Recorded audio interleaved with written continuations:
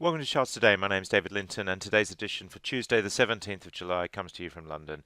And we start by looking at the dollar. Dollar just pushing lower below the cloud on the short term, so just coming back a little bit, having deteriorated over the last few days. Still looking strong, medium and long term. Against the euro, we're seeing euro dollar just strengthening on that weaker dollar, so that's looking stronger. And against the yen, dollar is flat, so not showing through there yet. And sterling also just improving slightly on that dollar weakness.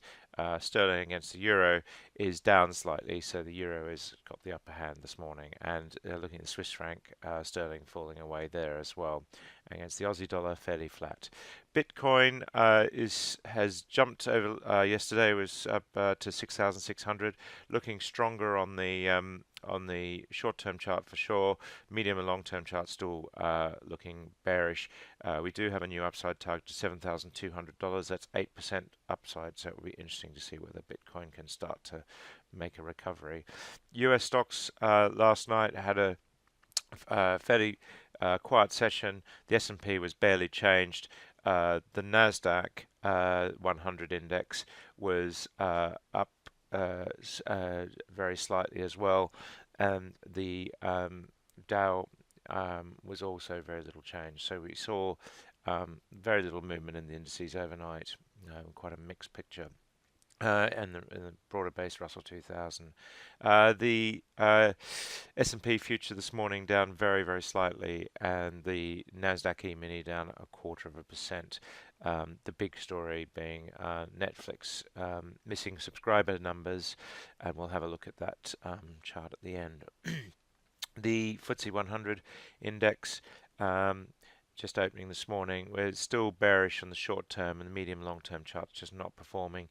The FTSE mid 250 also just starting to look a little bit better on the short term chart, but really struggling to trend in any way. The DAX in Germany is bullish above the cloud and just holding on to the medium and short-term trends, long-term trends, so still looking pretty good. And the CAC Quant also just holding its trends, not trending strongly on any of these markets, but just managing to stay in bullish territory. The same with Japan. Medium-term chart starting to look a little bit better on the Ichimoku. The Hang Seng was down 1%. The Chinese market still continues to worry, and the Shanghai index was down 0.75%, so still bearish on all three time frames. The Indian market was up very slightly, still looking quite bullish in terms of Asian markets.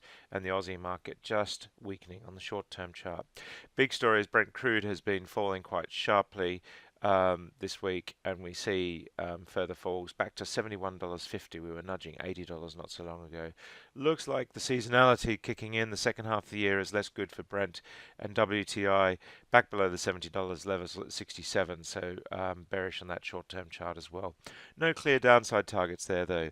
US Nat Gas sitting at $2.77, barely changed. If we take a look at gold, 1243 on gold, not really managing to move much higher, and silver also just looking bearish on the short-term charts. US 10-year yields ticked up to 2.86%, so looking better there. If we look at some of the tech stocks, Apple was up 1/4% overnight, so still holding its strength. Amazon also up 1/3%, looking stronger. And again, mostly upside targets here. Alphabet, obviously Google, down 1/4%, still lagging the market somewhat there. Facebook holding that 207 level, looking pretty strong. Little changed yesterday. Microsoft up to 105. Remember, we're just breaking through $100 recently, so up another 5% at 105. And then Netflix. Now, Netflix is down 14% in after hours trading yesterday. That's not showing up yet on the chart because it's after hours, but you could imagine that 14% is going to put us significantly down. Will take us back to support on the medium-term chart. So it will be interesting to see whether we can bounce at that level or whether we go lower still, but that will be an interesting opening price to watch. That's it for today. Until tomorrow, happy charting. See you then.